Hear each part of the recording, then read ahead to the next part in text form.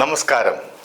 ആലപ്പി അഷ്റഫ് കണ്ടതും കേട്ടതുമെന്ന എൻ്റെ ചാനലിലേക്ക് ഏവർക്കും സ്വാഗതം. വേർപാടൊക്കെ തരുന്ന നോവ് വളരെ വലുതാണ്. എന്നാൽ വേർപാടില്ലായിരുന്നുവെങ്കിൽ തീവ്ര സ്നേഹത്തിന്റെ മാധുര്യം നാം അറിയില്ലായിരുന്നു. കടിച്ചമർത്തിയ സങ്കടങ്ങൾ പിടിച്ചു നിർത്താൻ പറ്റാതെ വരുമ്പോൾ കണ്ണുനീർ കൂട്ടിനുണ്ടാകും, കരഞ്ഞു പോകും. അതൊന്നും മനക്കട്ടിയുടെ കുറവല്ല, ഉള്ളിലുള്ള ഉറവ പറ്റാത്ത സ്നേഹത്തിന്റെ തെളിവാണ്. റിമി ടോമി എന്ന ഗായിക നമ്മളെയൊക്കെ ചിരിപ്പിച്ച് രസിപ്പിച്ച് സന്തോഷിപ്പിക്കുമ്പോൾ ആരും അറിയുന്നില്ല അവരുടെ ഉള്ളിൽ സങ്കടത്തിന്റെ ഒരു കടലിരമ്പുന്നുണ്ടെന്ന്. അവരുടെ സങ്കടത്തിലും സന്തോഷത്തിലും നമുക്കും ഒന്ന് പങ്കുചേർന്നാലോ?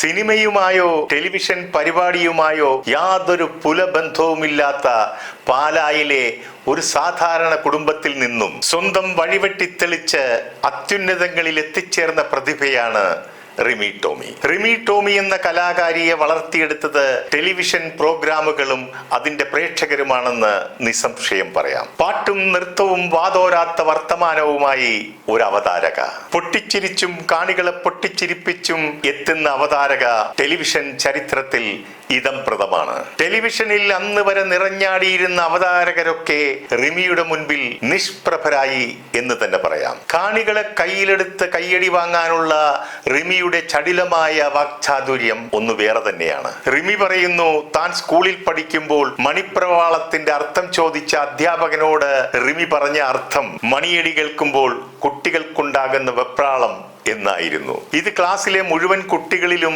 അധ്യാപകനിലും ചിരി ഉണർത്തി. ശരിയാണെങ്കിലും തെറ്റാണെങ്കിലും ഉടൻ ഉത്തരം കൊടുക്കുക എന്ന സ്വതസിദ്ധമായ ഒരു കഴിവ് റിമിക്കുണ്ടായിരുന്നു. മറ്റാരുടെയും ശുപാർശയോ സഹായമോ ഇല്ലാതെ സ്വയം തയ്യാറാക്കിയ അപേക്ഷകൾ അയച്ച് ഓഡീഷനുകളിൽ പങ്കെടുത്ത് കഴിവ് തെളിയിച്ച അവസരങ്ങൾ നേടുകയായിരുന്നു. സ്റ്റേജ് ഷോകളുടെ വിജയത്തിനായി റിമി ടോമിയുടെ സാന്നിധ്യം ഒരു കാലഘട്ടത്തിൽ അനിവാര്യമായിരുന്നു. റിമിയുടെ കടന്നുവരവിന് മുൻപ് ഗായികമാർ മൈക്കിന് മുൻപിൽ ഒരു നോട്ട് ബുക്കും നിവർത്തിപ്പിടിച്ച് ഭവ്യതയോടെ നിന്ന് പാടുന്നതാണ് നാം കണ്ടിട്ടുള്ളത്. കൈകൊണ്ടും കാലുകൊണ്ടും അനങ്ങാതെ നിന്ന് ചിലപ്പോൾ താളം പിടിക്കും, അല്ലാതെ യാതൊരു പെർഫോമൻസും അവർ സ്റ്റേജിൽ ചെയ്യില്ല. ഈ രീതിയെ മൊത്തം പൊളിച്ചടുക്കിയത് റിമിയുടെ കടന്നുവരവിലൂടെയാണ്. ഡാൻസും പാട്ടും കൂത്തുമൊക്കെയായി ആകെ ഒരു ഇളക്കി മറിക്കൽ. ആ ഇളക്കം പ്രേക്ഷകരും ഏറ്റെടുക്കും. റിമി കൊണ്ടുവന്ന ഈ മാറ്റം ഇന്ന് ഗാനമേളകളിൽ സർവ്വസാധാരണമാണ്.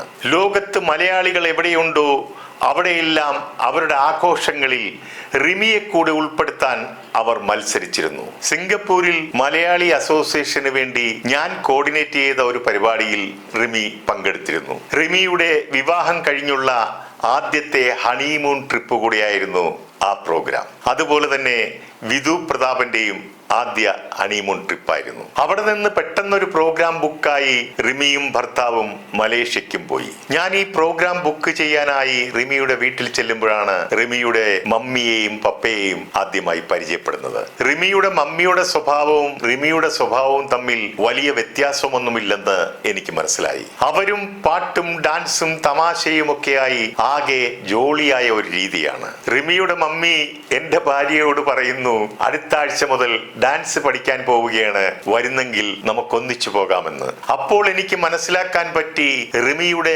ഈ വളർച്ചയ്ക്ക് പിന്നിൽ മമ്മി തന്നെയാണെന്ന്. റിമി ആദ്യമായി സിനിമയ്ക്ക് വേണ്ടി പാടിയ പാട്ട് തന്നെ സൂപ്പർ ഹിറ്റായിരുന്നു. മീശമാധവനിലെ ചിങ്ങമാസം വന്നു ചേർന്നാൽ എന്ന ഗാനം റിമി ടോമിയും ശങ്കർ മഹാദേവനും ചേർന്നാണ് ആലപിച്ചത്. അങ്ങനെ പിന്നണി ഗായികയായി തുടക്കം കുറിച്ച റിമി പിന്നീട് 100-ലധികം ചിത്രങ്ങളിൽ പാടുകയും ചെയ്തു. റിമിയുടെ ഉയർച്ചയ്ക്ക് പിന്നിൽ അവരുടെ കലാപരമായ കഴിവ് മാത്രമല്ല, അവരുടെ സ്വഭാവം കൂടി ഒരു ഘടകമാണ്.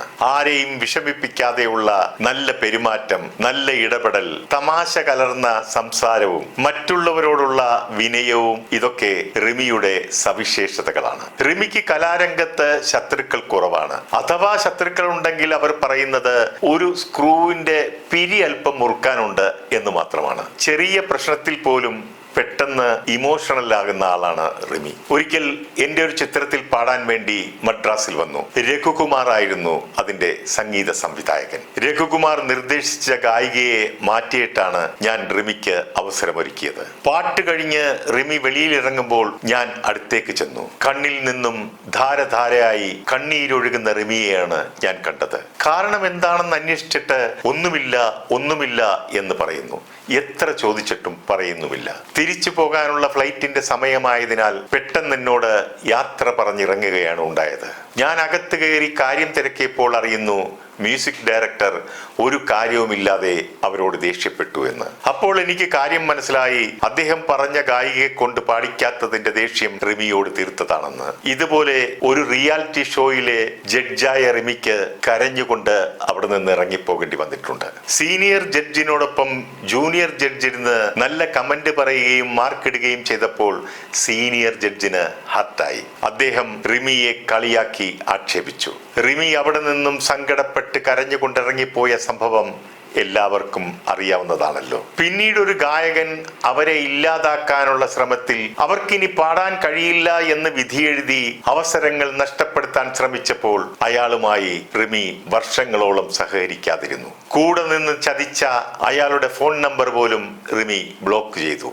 ഏഷ്യാനെറ്റിന്റെ ഒരു ഷോയിൽ അതിഥിയായി വന്ന ഷാരൂഖ് ഖാൻ അവിടെ ആ ഷോയിൽ 100 കണക്കിന് താരസുന്ദരിമാരുണ്ടായിട്ടും തന്റെ കൈക്കുമ്പിളിൽ കോരിയെടുത്തത് റിമി ടോമിയെ മാത്രമാണ്. ഷാരൂഖ് ഖാൻ റിമിയെ കോരിയെടുത്ത് മുകളിലേക്ക് ഉയർത്തുമ്പോൾ ഉടൻ വന്നു സ്വതസിദ്ധമായ തമാശ നിറഞ്ഞ ഒരു ഡയലോഗ്. റോയ്സേ പൊയ്ക്കോ, ഞാൻ വരുന്നില്ല എന്ന്. ആർപ്പ് വിളികളോടെയും കൈതട്ടലിലൂടെയുമാണ് ആ ഡയലോഗിനെ പ്രേക്ഷകർ എതിരേറ്റത്. എന്നാൽ ഈ ഡയലോഗ് അറം പറ്റുമെന്ന് അന്ന് റിമി ഓർത്തു കാണില്ല. റോയ്സും റിമിയും ഇണപിരിയാത്ത സൂപ്പർ ജോഡികളായിട്ടാണ് എല്ലാവരും കരുതിയിരുന്നത്. സ്റ്റീഫൻ ദേവസ്യയുമായിട്ടുള്ള ഒരു TV ഷോയിൽ സ്റ്റീഫൻ ദേവസ്യ ചോദിച്ച ചോദ്യങ്ങൾക്ക് റിമി നൽകിയ ഉത്തരങ്ങളിൽ നിന്നും നമുക്ക് ചില സൂചനകൾ ലഭിച്ചിരുന്നു. ദേഷ്യം വന്നാൽ വിളിക്കുന്ന പേരെന്താണെന്നുള്ള ചോദ്യത്തിന് തെറിയാണെന്നും സ്നേഹം പ്രകടിപ്പിക്കാൻ റോയ്സിന് അറിയത്തില്ലെന്നും റിമി വ്യക്തമാക്കുന്നുണ്ട്. അവരുടെ സ്വകാര്യ ജീവിതത്തിലെ താളപ്പിഴകളെ കുറിച്ച് അവരൊന്നും വ്യക്തമാക്കാത്തത് കൊണ്ട് ഞാൻ അതിലേക്കൊന്നും കടക്കുന്നില്ല. ഡിവോഴ്സ് അത് ചിലപ്പോൾ തെറ്റല്ല, ഒരു കുറ്റവുമല്ല. ആത്മാഭിമാനം അടിയറ വെക്കേണ്ട ഇടങ്ങളിൽ മരണത്തെക്കാൾ മനോഹരമാണത്. റിമിയുടെ മുൻ ഭർത്താവ് വേറെ വിവാഹം കഴിച്ചുവെങ്കിലും റിമി ഇപ്പോഴും അവിവാഹിതയായി കഴിയുകയാണ്. ഇതിനിടെ സോഷ്യൽ മീഡിയ റിമിയുടെ വിവാഹം റിമി അറിയാതെ പല പ്രാവശ്യവും നടത്തിക്കഴിഞ്ഞു. എന്നാൽ റിമി പറയുന്നത് തന്റെ വിവാഹം നടക്കുകയാണെങ്കിൽ എല്ലാവരെയും ആ വിവരം ഞാൻ തന്നെ അറിയിക്കുമെന്നാണ്. കുടുംബത്തിലെ എല്ലാവരെയും തന്റെ കഠിനാധ്വാനം കൊണ്ട് ഉയർച്ചയിലേക്ക് എത്തിച്ച റിമിക്ക് സ്വന്തം ജീവിതത്തിൽ ഒരുപാട് വേദനിക്കുന്ന അനുഭവങ്ങൾ നേരിടേണ്ടി വന്നിട്ടുണ്ട്. തകർന്നു പോയ തന്റെ വിവാഹ ജീവിതത്തെക്കാൾ വേദന തന്റെ പിതാവിന്റെ പെട്ടെന്നുള്ള വിയോഗമാണ്. അതുപോലെ തന്നെ സമൂഹത്തിൽ ചിലരിൽ നിന്നുണ്ടാകുന്ന അധിക്ഷേപ വർഷങ്ങളും മനസ്സറിയാത്ത ആക്ഷേപങ്ങളും ചിലപ്പോഴൊക്കെ അവരെ വേദനിപ്പിക്കാറുണ്ടെന്ന് റിമി പറയുന്നു. ഞാൻ കരഞ്ഞാൽ എനിക്ക് മാത്രമേ നോവൂ എന്ന് തിരിച്ചറിയുന്നിടത്ത് നാം കരച്ചിൽ നിർത്തണം. മനസ്സിന്റെ സമാധാനം കെടുത്തുന്ന ആളുകളെയും അതിന് വഴിയൊരുക്കുന്ന സാഹചര്യങ്ങളെയും ഒഴിവാക്കുന്നതാണ് പക്വത. നിർത്തുന്നു. നന്ദി, നമസ്കാരം.